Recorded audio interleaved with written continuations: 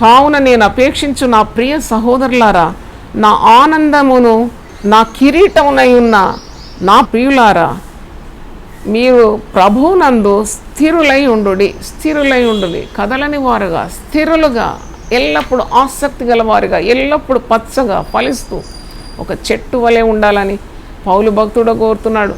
మీరు ఎప్పుడు కూడా కదలక ఉండాలి, స్థిరులుగా ఉండాలి. ఫిలిప్పీ 4 మీరు నా ఆనందమై ఉన్నారు, నా కిరీటమై ఉన్నారు.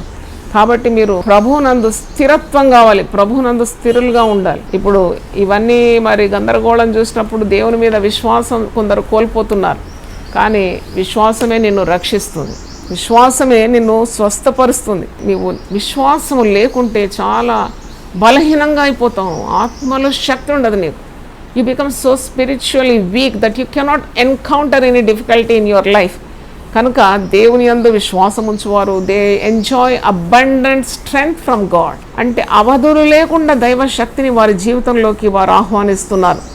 అంటే వారు మాత్రం కాకుండా ఇతరులకు కూడా దేవుని శక్తి అందించడానికి ఉన్న ప్రాణి వారిలో పుడుతుంది. చూడండి, వారు నిలబడతారు, ఇతరులను కూడా నిలబెట్టేస్తారు. వారు మరి శక్తివంతులుగా ఉంటారు, ఇతరులకు కూడా వారి దైవ శక్తిని అందిస్తారు. వాళ్ళు ధైర్యంగా ఉంటారు, ఆ పొందుకున్న ధైర్యాన్ని ఇతరులకు కూడా ఇస్తారు.